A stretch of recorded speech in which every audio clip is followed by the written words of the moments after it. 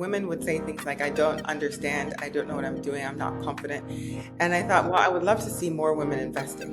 You need to think of your future self and say, oh, I think I want to make that future self proud. Look at the way your finances are right now. If they continue this way for 1 more year, 5 more years, and you look back, what are you going to tell yourself? What is the shortest time you've seen people kind of like go from being here to being there? It's just how someone communicates what goal they're going after, but it does require some sacrifice. And that's the difficult conversation.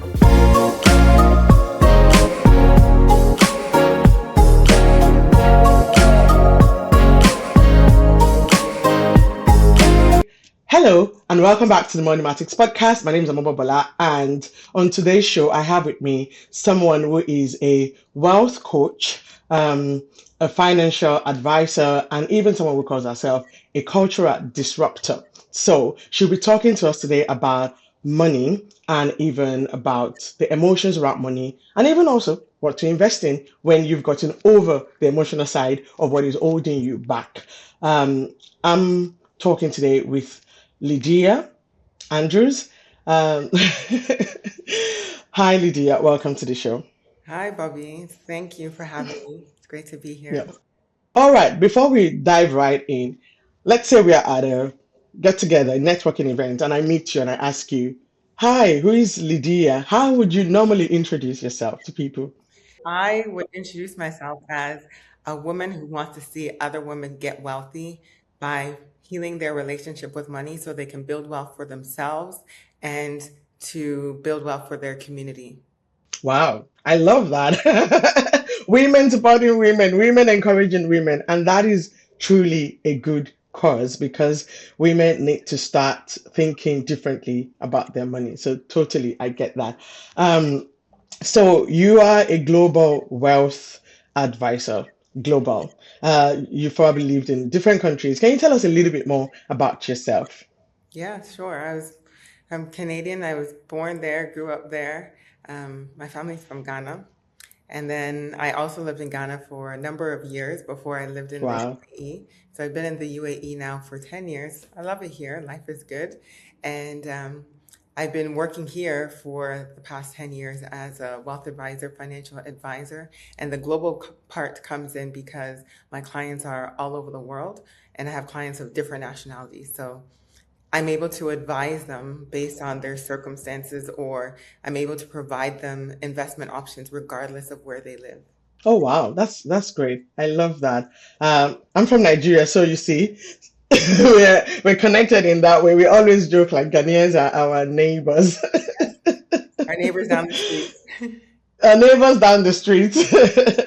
Yeah, wow. Welcome. So let's get right into the questions, right? Into some of the things I want to talk to you about. Um, Looking back, and you've worked with a lot of people, you've worked with a lot of maybe professionals. What do you think is one money belief that people grew up with, or that is holding them back? When you meet people, what do you think is one money belief that can be holding people back from really living the life that they should be living financially? Honestly, it's difficult to say one specific belief because it looks different for everyone on the surface. But when you dig Hmm. down below the surface, you'll realize that the root of whatever belief is fear. So there are a lot Hmm. of beliefs based on fear, whether it's I never want to be poor again, I want to make sure I can take care of my family, I'm scared Hmm. to start a business. There's always fear at the root of it. Wow. Is it fear even when you just don't want to be, poor, or you want to do better for your kids as well? Yeah, it's the framing. So it's, I'm scared of being poor. I'm scared of becoming Hmm. broke. I'm scared I won't be able to provide. Whereas if you slightly flip that, I'm confident that I will be able to provide. So if you flip that mindset, then you know that Hmm. someone who is confident or someone who is certain that they can put the measures in place, that they have the tools, that they have the knowledge to do so. Wow. They're not operating in fear. They're operating in Hmm. confidence, in self-assuredness, and in self-belief, and also Hmm. self-worth to an extent. Hmm. So it's just how someone communicates what goal they're going after is After. what tells me whether they're looking at it from a place of fear or a place of hope. So, is there a difference in how we will then operate if we are coming from a place of fear as opposed to coming from a place of hope? Would it affect our outcomes or the process? I think it may look similar, but it's only when you're able to delve deeper into having a conversation with someone. So you may have two people who are very ambitious, they're striving to Mm, provide for their families, but once you start having a conversation with them, then you realize the root or what's driving them, what's their motivating factor. So for one mm, person, you may realize they're actually quite anxious at night. They have anxious thoughts, they're always worrying about, mm, do I have enough money? Even though they may have the same amount of money, right? So let's use an example. mm, Each of them have an investment portfolio of $500,000. They have mm. $1,000 in various bank accounts. And then they have $100,000 in crypto. Let's just use this blanket example. Yeah, yeah. Both Mm, people, same circumstances. One, though, is anxious about it. The other one is excited that, okay, because I've planned, I know that in the mm, next 10 years, my 500,000 is going to grow to 1 million. And then other things, I have other projects I'm working on, and I'm confident that I'll be able to provide for my family and we'll be able mm, to live the dreams that we have in place mm, or that we've dreamt about. So it's two different perspectives, same situation, same financial circumstances, but mm, only internally, if they're honest with themselves, at least the person who is fearful, if that person is honest with themselves, then they'll realize, you know what? I don't like feeling mm, this way. I don't like mm, anxious all the time. So that's how it's not easy to discern on the surface, but you're only able to discern after mm, having a conversation with someone. But because I've been doing this for a long time, I can tell just from subtle comments people make here and there. We all have things that we need to work on, right? In mm. different areas of our lives, even when it comes to money. But I can tell just by subtle comments people make whether or not there might be an area they need to look at when it comes to their relationship with money. With money. Mhm. Wow. That's interesting. So what's one maybe reoccurring sort of comment that you hear and you're like, that's probably from a place of fear, or that's probably not from a very healthy place emotionally. I think things that are culturally accepted, things like saying I'm broke, things like Hmm, complaining whether something is expensive or not, or something is cheap hmm, or not. So there's subtle comments on how we view the value of whatever we're spending money on. You may have hmm, two different people. I do remember actually a very simple example. So I remember hmm, I was in the UK and had two different friends going to the same store. One of them viewing the store as a cheap store, but that's fine. The other one not viewing it as a cheap store, but as a normal, like any type of grocery store. And so hmm, I just noticed in that instant the different view, and it's not right or wrong, right? hmm. It's just acknowledging that people have different views on the same purchase or the Versus, same expense that they might have to make. But whether or not there's an issue, a deeper issue there, it can only happen through a further conversation. Like, where is this coming from hmm, for you? Hmm. hmm. Wow, interesting. I mean, money is very, like I always say that personal finance is really personal, very personal to each person. And so, yeah, money can be very deep. On the surface, it's just numbers, but underneath, there is more to how we approach money. Wow, that's good. Um, so you've been, you've spent years advising experts, you've spent years, you know, tell us a little bit about that, what you do now with just with people living in different countries. What do you do? So let me start with the wealth advisory side because that's what fed into the reason I started my coaching business. So with the wealth Mm, advisory, I advise individuals living all over the world on more tangible assets. So a lot of the individuals I'm investing for will already have some of the basics in place, like life insurance. And mm, they've invested in the stock market, so now they want to look at how they can diversify their investment mm, portfolio, or looking at the specific on the continent. If I'm talking to mm, clients in some African countries, they want to look at how they can diversify their portfolio outside of the continent or in mm, stronger currencies. So then we're looking at things like investments in contemporary art. We're looking at investments in whiskey, in wine, in real estate, mm. just to name a Interesting. few. So again, these are things that you're not going to necessarily get from the bank or from your traditional investment firm. And No. they will provide you with good diversification. Interesting. I think you're probably the first person I talked to that was talking about investment in wine and whiskey and all of them. I'm like, okay, there's so many things. Usually we will talk about, the stock market, we'll talk about real estate. Those are the ones that people really know. Art, probably we've all heard about you can invest in art, but we always feel like it's for the 1% of the 1% because it's Yeah. really expensive. But yeah, interesting work that you are doing. Yeah, and I think it's important to have these conversations because we can break these taboos, break these stereotypes, and people think some investments are unreachable, just like you mentioned regarding Mm, art, or they think, I don't understand it, I don't want to invest in it at all.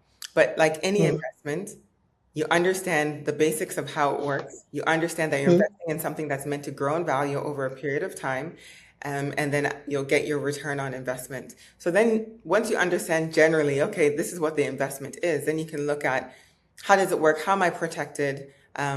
What happens in, certain types of circumstances, especially when you're talking mm, about tangible assets. Um, mm, the products are all insured, for example, so you have some mm. type of Insurance. mitigation of risk. So it's not so much, you don't need to understand everything. I'm sure most people who are invested in the stock market don't understand Don't every understand. single thing that's going on with the companies that they've Mm, invested in, but they've no. invested in the stock market. So in the same way, we can look at how to diversify your portfolio, looking at other investments as well. Oh wow, thank you. I think we'll still get to the investment part later on in the interview, but I want to explore a little bit more the other side of what you do in terms of the emotional side and even with women and healing from trauma and all of that as it relates to money. So what would you think, like when did it click for you, advising these people that you've been advising that, oh, maybe it's not just about the numbers, maybe it's not just about the investment, maybe it's something deeper. What was that moment where you felt like, yeah, interesting. This is what is going on here? Because you mentioned that led to you starting the coaching. So when I first moved out here, I think my first few clients were men, and I would have meetings with women, but women would say things like, I don't understand, I don't know what I'm doing, I'm not confident. And I thought, well, Mm, I would love to see more women investing. So mm, what started off as hosting one workshop on finance, investing mm, 101, eventually became a regular thing, then moved online, and then became a coaching program. So it was mm, just in February 2019. I was talking to a mm, client who's a woman. We were talking about this topic of mm, women investing. And I thought, you know what? It's February. What's a fun name I can call my workshop? Love Yourself Financially. And that's how mm, the name stuck. So since then, it's been about teaching you how to love yourself financially. And then mm, eventually, when I started doing more of the workshops, doing Finance 101, mm, Investing 101, then one day I decided to touch on the relationship with money. And it's like all the women in the room, suddenly the light bulbs went off. They suddenly mm, saw the connection between, oh, my parents, they said this growing up. Oh, my grandparents said this. Oh, my grandparents mm, experienced this. And this is how the reason why my parents handled things this way. And this is how the reason why now I'm managing things in this way. So once they started to mm, see the connection and realizing, you know what, it's not just about understanding the numbers, it's about understanding how I respond in different money situations and mm, knowing that it's possible to change that, then I started mm, to see women become more confident in making money decisions because mm. became became more aware that yes, I have the head knowledge, but there is still something always holding me back. Going back. Yeah. And so once you become aware of that, then you can make a change, right? Awareness is Mm, beginning yeah. transformation. So that's how it Exactly. started with Love Yourself Financially. Mm. It's interesting that you say that because even here, when I talk to women as well, I don't only talk to women, I talk to everybody. But when I talk to women, some people are more aware of, okay, I want to invest, I want to do this, and while others are a little bit more, I don't do money. That's something else. That's somebody else's Mhm. headache, or um, that's not really my thing. I just want to spend the money, baby girl life, and I don't want to think about money. And you wonder what is stopping this person Yeah. from talking about money. And so let me ask you, what do you think you've seen is one thing that really stops women from being confident with money? Is it more culturally we've always, been taken care of in quotes? Even though I don't always subscribe to that. I feel like women have always worked, even if you go back 10, 50 years back. But we keep saying, oh, women have been taken care of. So let's assume that is it because of that, or is there something else there? I mean, I believe that there are many as women are as smart as men. So what is really the problem? Why don't we always want to talk about money, or why are we afraid to talk about money? So I think, I mean, if you look at the root of it, it could be a number of things. I think culture is part of it because there was a point in Mm, time, especially in very patriarchal societies, mm, where women were meant to be taken care of by their fathers and their husbands. We don't even have to get into the details of that, but I think a lot of cultures mm, around the world had that. And although things have changed, in actual fact, the mindsets might still be there because the people haven't same. addressed it. So it shows up as, like you just said, oh, I don't want to talk about money. I don't need to talk about money. They're Mm, avoidant. They may be mm, anxious, and it kind of is similar to attachment styles. Um, mm, so it's just because they haven't dealt with whatever mindsets happened generations ago. mm, Now they're still carrying it forward. Subconsciously, they may not be aware at all that they mm, inherited these beliefs, but these are the things that are running in the background that will run the way they spend money, the way they think about investing, the way they think about mm, giving money, the way they think about loans, any way that they manage their money. They have these mm, subconscious patterns that are running in the background. mm. Interesting. So, um, what would you say to someone who has that fear or just feels like no, because just not taking care of your money doesn't mean you won't have money problems. It may just be, like you said, avoidant, trying to. So what do you say to women who are in that situation at the moment, or who don't know where to start, or what should I be doing with my money and all of that, and who would rather just not, engage? What do you say to them? How do you help them to come out of that um, zone? I mean, it depends. We're talking about the person who realizes they have to realize that they want something to change. So I, Oh, awareness. You have to be yes, to come to exactly. that realization. So I may ask them a question like, okay, look at the way your finances are right now. If they continue this way for one more year, 5 more years, and you look back, what are you going to tell yourself? Will you be happy that you continued in the same pattern, or Hmm. do you want things to change? Just stop right there. I like that. I really like that. And that is something that I think everybody needs to ask themselves. If I continue the way I'm going, the way things are set up, would I be happy in 5 years' time, in 2 years' time, or would I look back and say, what was that? Why was I being, you know, not being so wise? Yeah, I really like that. I wanted to just hammer a little bit more on that to continue. Yeah, because I think that also will impact the way you manage your money today. Mm, Because I tell my clients, to celebrate themselves for making decisions that their future self will thank them for, but they need to mm, be aware that their future self wants something better than they have now, right? mm, So as they're continuously working on themselves, because your relationship with money journey is lifelong, as they continue mm, to work on themselves and strive for more, they need to make decisions today that in future they'll say, oh my goodness, I'm so glad I made that decision last year, mm. last week, yesterday even. So you need to think of your future self and say, "Oh, I think I want to make that future self proud." hmm Until you start making a step today. Yeah, but not just proud. Wow. You want her to Mm, be secure. So all the emotions you might have around money, maybe you want them to change. That's fine. So I want you to think about, how do I want to think about and feel regarding my money in future? How do I want my children? How do I want mm, my relationships to feel when it comes to money? And what do I need to mm. do to make that happen? Because it's not going to Then happen accidentally. It's only going to happen no, with intentional effort. Yeah, deliberately. Mm, exactly.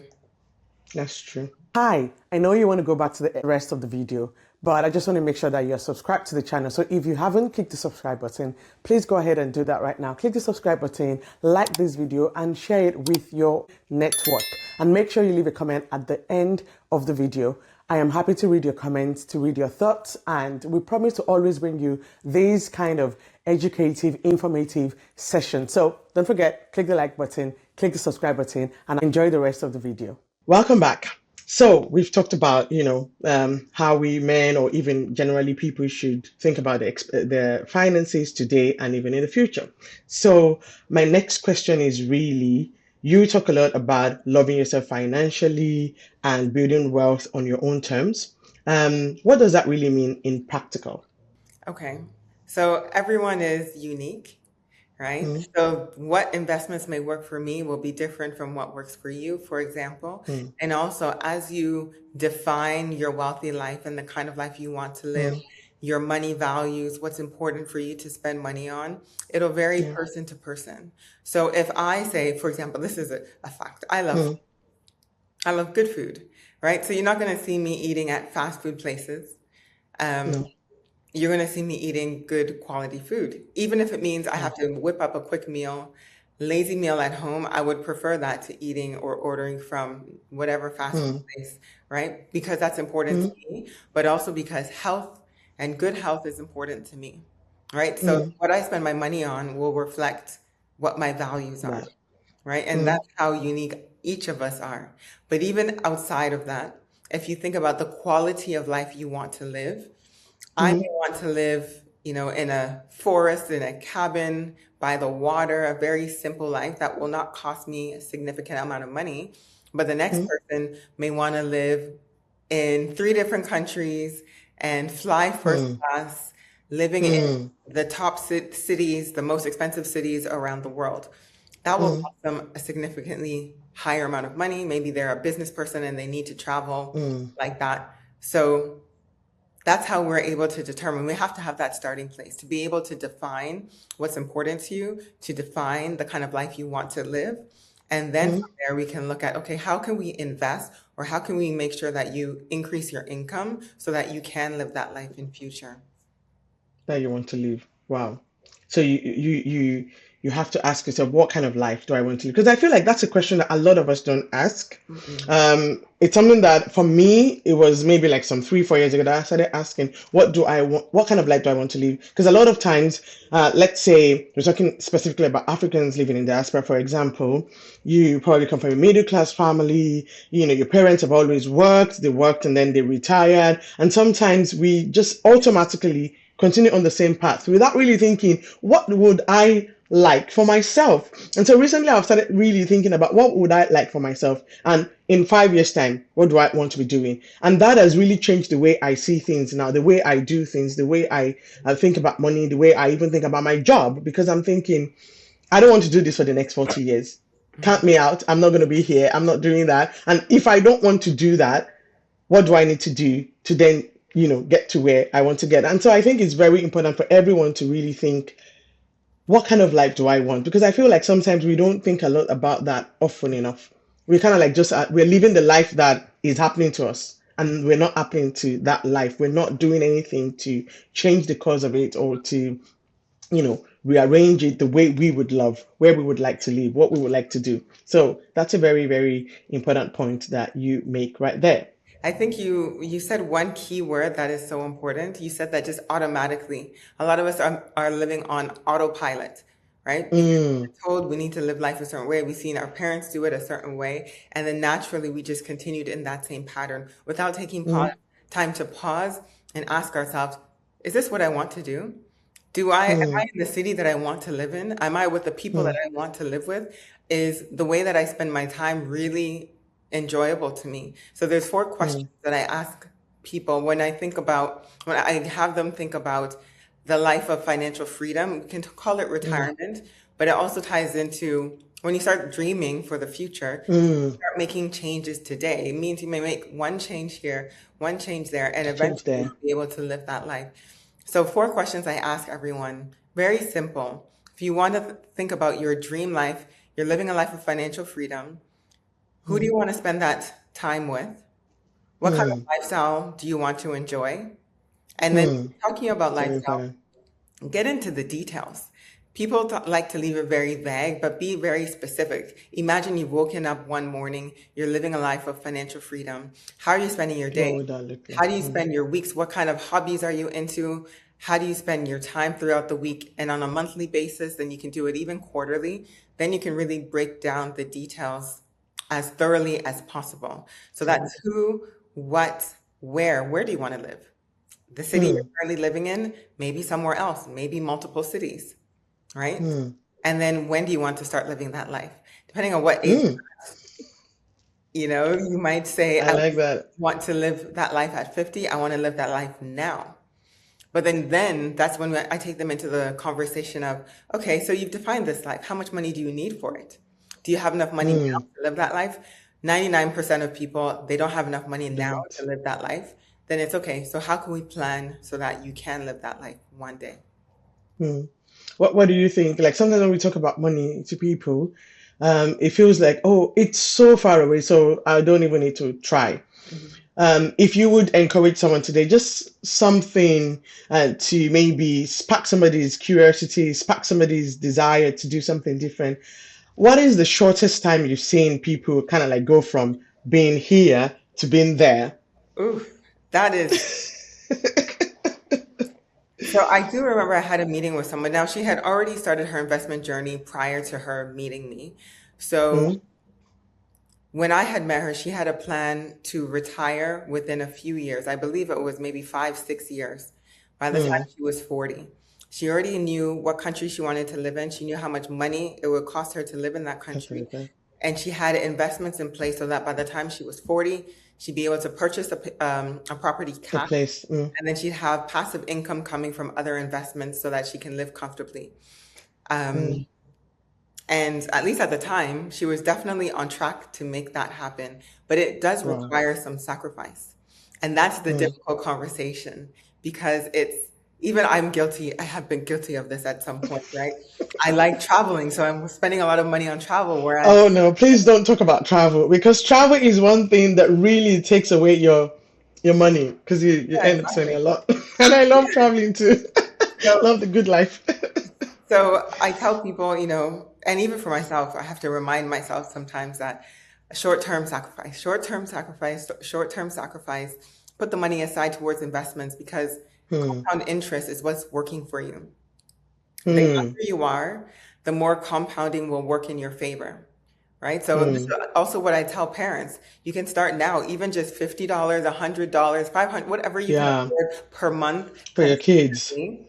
Yes, by the time they're 20, they'll have a good amount of money to start life with, right? That's right. So, yeah, Hmm. so I would say she might be the one example of someone who was really serious and sacrificed About a lot.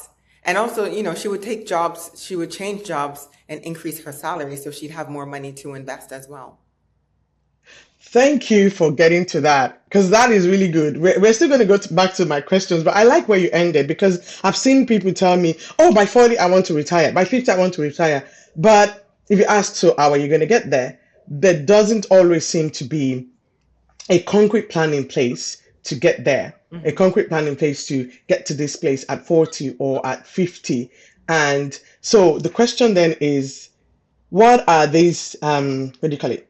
What are the things that people really need to start putting in place? You were talking about compound interest. We're talking about they don't just happen automatically.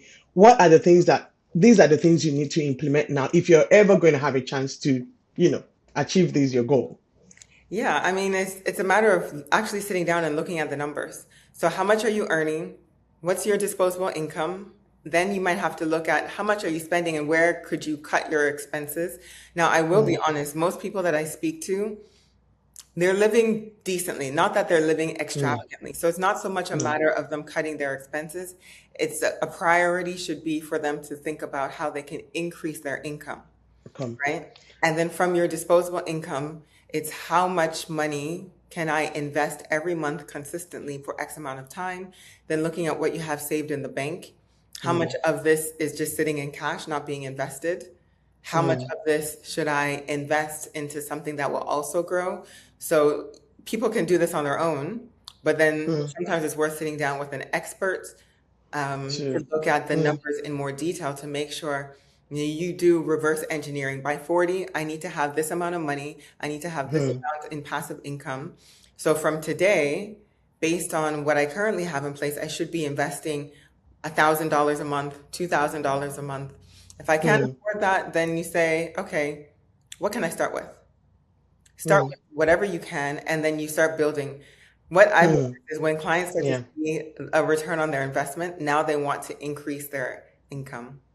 Income. Mhm. Yeah, because we're talking about increasing income and sometimes changing jobs. Mhm. I think a lot of times this I did an episode some a while back, and I was interviewing my husband who changed his career, and somebody told me afterwards that that it reminded me that I actually don't have to be in the job that I am in Yeah, or to sit there for the next 10, 15 years. I can actually move because if you look back in the past, we're used to you start in a company, then you work there for 25 years, you get the gold wristwatch, and then you retire at, whatever. And we don't realize that in the current, economic situation in the world, you can actually change job after 3 years. You're not a tree. You don't have to be stuck there. And what you're saying is very important that if you look at your income and what you're able to invest now, you might just tell yourself, no, I need to do better. I need to change my job, or I need to, find other ways to actually increase my income. And that can go a long way than you trying to stop drinking coffee on your way to exactly. work. And we live in a global environment. You don't have to have a job in the city where you live. You could Mm, technically get a job anywhere in the world, even a remote job, right? And then that mm, also can lead to opportunities for you to start a business, to get clients anywhere in the world. I mean, I'm in Abu Dhabi, you're in Sweden, mm. right? Yeah. You're in Stockholm? Yeah, I'm in Stockholm. From Yeah. Abu Dhabi to Stockholm, that's probably, I don't know, a 9 hour flight. But because Yeah, of the minimum. internet, we can connect this way. Who knows? We may work together even more in the future. Yeah. But Yeah. all that to say is you don't have to limit yourself to your local environment. No. That's very important for people to know. You don't have to limit yourself to your room. Mhm. You don't have to limit yourself to whatever is going on around you. You have to, kind of like lift up your eyes and see that there are opportunities all over the world. Now, talking about opportunities and doing different things, for a lot of high achieving individuals, there's a lot of responsibility. How do you help people to not get burnt out while trying to maybe increase income, while trying to, be good at their jobs to make this money that they will then invest? How do you tell how should people navigate, get not getting burnt out while trying to kind of like accelerate their financial life? Oof, this is about having the right people in place and having structures in Mm, place. So, for example, last year, one of my goals with my team was how do we set up structures? How do we have set up, SOPs, put processes in place, be clear on who does what, so that, mm, when anything needs to get done, we just action it quickly. Whoever is responsible knows what they need to do. And then how can yeah. we support each other in that way? I think a lot of people don't realize, again, this is fine at work, Mm, but the same thing can apply in your personal lives. Now, I'm in the UAE. You're in Sweden. Sweden isn't really so much known for having help at home. So there are yeah. people here, it's, I think, more affordable for you to have a nanny, to have a maid, and so on. But there's Mm, nothing stopping you in Sweden from having a virtual assistant who works for you for 5 hours a week. mm. No, That can nothing lighten the actually. burden so that you have more time to do things that are The more things that you income need. generating. It might be a Mm, case of even within your household, depending on how old your children are, there might be a way for you to, all right, let's think about our family kind of as a company. How can we all support each other?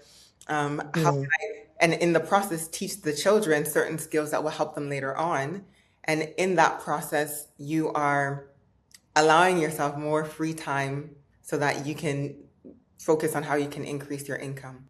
Yeah, thank you for sharing that, because sometimes, I've seen that doing this on the side, um, and then having a full-time job that is very demanding, that it's very easy to get burnt out. There are weeks where you feel like if I continue like this, I'm going to be a zombie. Mhm. And You so don't you need want to that. start thinking of, no, this is not sustainable, Mhm. especially for women. We are sometimes mothers, wives, sisters. We are the firstborn to our parents. Sometimes we are carrying a lot of responsibilities. And so we can feel even more demanding to then be trying to have a side business or to try to increase income, get more responsibilities at work. And so it's always a constant thing of, okay, what should I be doing differently? Like you're Yeah. saying, what can I do differently? So let's touch on that a bit more because stats show Mm, us that men progress well in their careers because they have Mm, a wife at home who's handling a lot of the household responsibilities. mm, This is what we call unpaid labor. So mm, because he has that at home, maybe the wife is a stay-at-home mom, even when she's not. Even in situations where the husband and wife are both equal earners, and even in situations where the husband and wife are a high net worth couple, the emotional mm. labor still falls primarily on the woman at On the home. woman. Mm, Now we can take it even a step further to say that women will take a break in their careers to give birth. mm, And yeah. because of that, they have more difficulty re-entering the workforce, and then their salaries are lower. That means they also have lower pensions. So Mm, this is, we can get more deep into this topic, but this is part of the reason why I'm so keen on seeing women build wealth for themselves. We don't have to do it in the traditional 9 to 5 model, right? no, But even no. when we think about that, we need to think about how can we support each other as women in this journey of building wealth, because Wealth. we get penalized basically for being women because we give birth, Mm, because we have children. Women are the ones, mm, the children are sick or a family member is ill. Women are most likely to be the ones who stay home with the children. We saw this mm, during COVID when someone had to stay home with the kids and be responsible for the kids. It was the woman who mm, had to quit her job and manage that mm, time. Now, there is an opportunity there because as a business owner, technically, you have the potential to earn a lot more than you would as an employee. So with the right structure mm, in place and being able to shift from that transition, it's a mental shift to transition mm, from being an employee to a business owner, then women can earn more money. So mm. women carry this emotional labor, this household labor more than Bar. men. And then women are also penalized multiple ways and then earn less Mm, money. So it's about being autonomous, taking control of our of circumstances you. and not allowing what happens around us to define who we are, and also not allowing it to define or limit how much money we earn. Mm. And I think I like the fact that you say you don't have to do it in a traditional 9 to 5 because the more I've thought about it, I'm like, okay, it's kind of like much easier. Whatever we think about the normal way the home or the family or whatever is set up, the society is set up, whatever our opinions are about that, it's just much easier sometimes for a woman to be more to be flexible in the way our day is because for me, I mean I work 9 to 5, but one of my biggest headaches with it is the fact that it's 9 to 5. Like somebody expects me to be somewhere at 8 a.m. and then they expect me to be done at 5. Like I could do so much within that time that is not, and I've more and more been like, okay, I think I want to make that more flexible for me. I want to make that something that I would still do work, but it doesn't have to be confined to Hmm. a specific window of time in the day that somebody else has determined. And so I think it's something that women should think about. How can I make my time something that I own? And I like the fact that you use the word autonomy. A lot of, especially for those of us that live in Europe or maybe Sweden, where I currently live, there's a lot of flexibility to your work day. It's not the traditional way it would be in Nigeria or in Ghana. You can start your day anywhere between 7 and 9. You can finish earlier, pick your kids up, and continue later. But I realize that flexibility is not enough. I want autonomy. I want to own my time. I want to be able to use it for whatever I want. I want to do my good work within 4 to 6 hours and then be done. I don't have to be, confined to, I have to be there 8 hours in a day. And I think that can be something that women should think about deeply. Wherever we are, what can I be doing today that maybe would earn the same amount of money or give me the opportunity to earn the same amount of money without this constraint of time? I think more and more people are realizing that's what they want, and they're trying to Mm, figure out how can I put this in place. There are so many books out there that talk about being the boss of your time, right? It's about mm, time freedom, location freedom as well. yeah. And with those two, when you have the right structures in place, you have the right people working for you, you have the right support systems, then you're Mm. able to have more impact in the things that you love to do. Yeah, that's true. And I think once you maybe detach yourself from a fixed job, you also have, like you said, location freedom. You can then decide, oh, by the way, I would like to work from the beach in Bali today or next week, and then make that happen for yourself. I like that. I like that. So just before we round up with you, Lydia, you were talking earlier about, investment vehicles that are not your traditional stock market and your traditional ETFs. Walk us a little bit about maybe investment in businesses that are not on the stock market. How do people get into, let's say, angel investing or investing in startups, or maybe even other kind of investments that you help people get into? Because I think that might be very good for our listeners to know that it's not just about stocks. Exactly. Yes, so we do offer private equity investments as well. They vary based on what's approved within the company. So now we only have Mm, one opportunity available. But basically, it's about understanding the numbers. There's so many different angel investment networks out there. So I mm, suggest doing some research into mm, angel investing, understand what you're comfortable with. Are you investing in it for the return on investment? Are you investing in it because it's something you value? Something mm. connected to the kind of impact you want to have in the world. And then also think about if this goes wrong and you don't get your money back, would you be okay with that? Because you are taking a bit of a higher risk by Risk. investing in an early stage or super early stage startup. So before we go on, when do you think is advisable for people to get into investing in startups? Because sometimes, especially when you're talking to maybe people in tech, because they're in that space, oh, startup, it's very trendy. Mhm. And so we want, oh, I'm investing in startups. So I want to invest in startups. When do you think financially people should actually be thinking about investing in startups? Because I'm assuming because it's high risk, it's not something for you. You start deciding to invest today, and then the first thing you're doing is startup. So, in your own opinion, when do you think is a good time for people to think, okay, now it's time to start doing startups?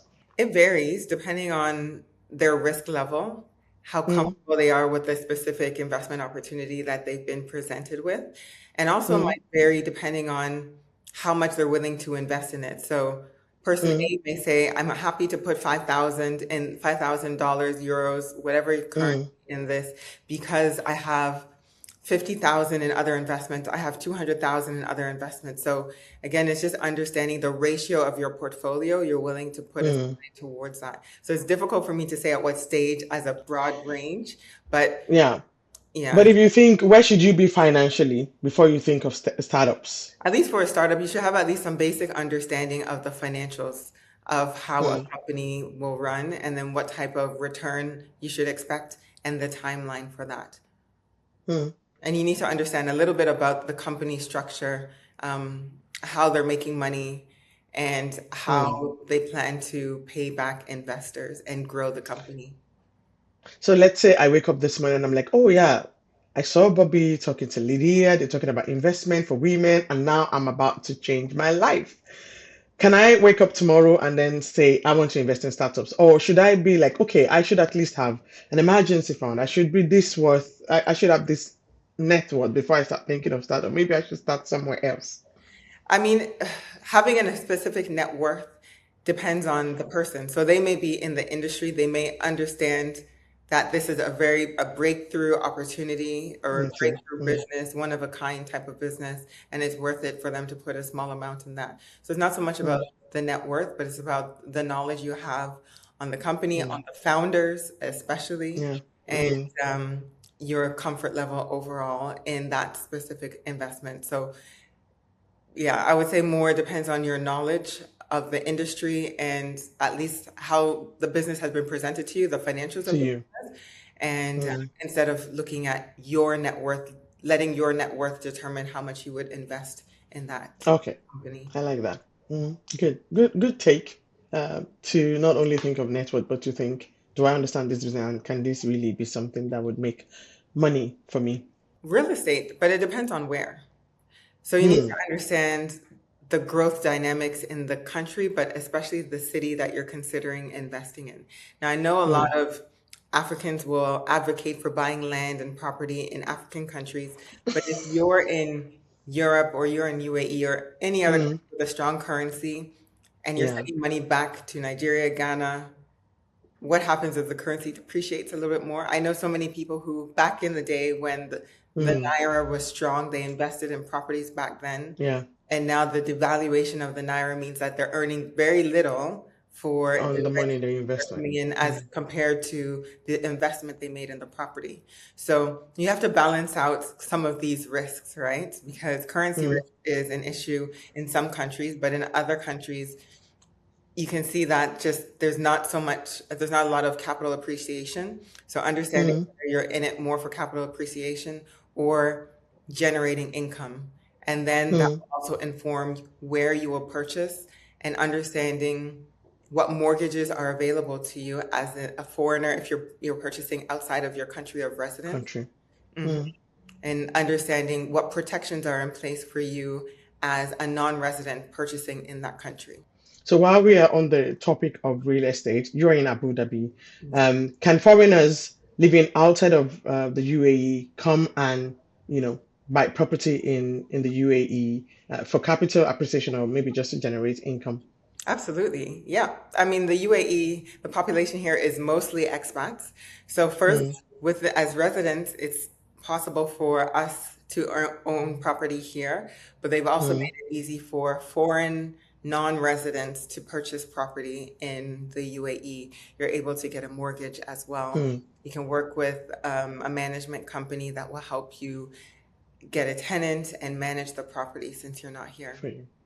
Mhm. That's good. I just wanted that to be a practical thing that somebody takes away from this episode that, oh, by the way, I've never, because if you're watching in Sweden, you know that buying property, a second property that is not your residential one, is not that easy. There's so many rules, there's so many laws, but maybe you can think about if you're still very interested in real estate investment, you can think about going to the UAE, you can think about, other countries that are open to foreign investors. So that's something for you. So as we round up, if you would say something to, let's say, an African living in diaspora or a woman out there, what should they do differently this year with their money that would be something that changes maybe their financial trajectory for life? If there's one thing you would tell them to do. One thing that is challenging, but I would say at least one thing you should do is have an honest conversation with yourself regarding Hmm, either your relationship with money or your financial situation. Because you might be doing well for yourself and maybe hmm, you've gotten complacent, a bit stagnant, aren't making any drastic changes, or you think everything hmm, is fine as it is, and you've gone complacent with dreaming big, right? hmm, And you could be in a situation where maybe your relationship with money is all over the place and you need to sit down hmm, and say, okay, I don't want this to continue. So it's just being honest with yourself, whether it's related to your relationship with money or hmm, specifically looking at your finances. And then from there, deciding, you know what, I need to take one step. That one step hmm, could be doing a little bit of research, signing up for a course, signing hmm, up to work with a coach, signing up to hmm, have a meeting with a financial advisor. Just take one step once you hmm. realize, you know what, I want things to change and I'm ready to do something about it. And on that note, you do this with people just where you are. Just tell us a little bit about the work you do with life. Just for Okay. somebody out there who's like, okay, maybe I'm ready to work with a coach. hmm Yeah, Mm, so like I said, I want to see women building wealth, but it starts with your relationship with money. So I do mm, group coaching and with a psychologist or a therapist. And mm, that group coaching is focusing on your relationship with money so that you can build mm, wealth with ease. I also do one-on-one coaching. This one is a bit more strategic and planning mm, financially, looking at your current circumstances and how we can plan, increase your income and invest. It's more bespoke. So whatever you come to me with, then we'll create a plan based on that. That's a 6-month mm, program. And then I host webinars regularly. I do corporate wellness as well. So mm. yeah, that's just a little bit about what I do through Love Yourself Financially. Thank you for sharing, and I think I'll put some links in the description of this video. And if there's somebody out there, you're in the UAE or maybe you're somewhere else, you're from Canada or anything, and you feel like, oh, I connect with Lydia, I would like to talk me through this. You're very much welcome to do that. And if you're here in Sweden and you also have those needs, you can always reach out to me, and we would have a conversation. Don't forget to like, to subscribe and to comment on this video. Don't forget to do that because we need to bring more people to share their wealth of knowledge. And I believe that you commenting, you liking and sharing is a way to support what I do here as on the Moneymatics podcast. So thank you for joining us today, Lydia. I really appreciate that. And on that note, it's a wrap on this episode of the Moneymatics podcast. See you later.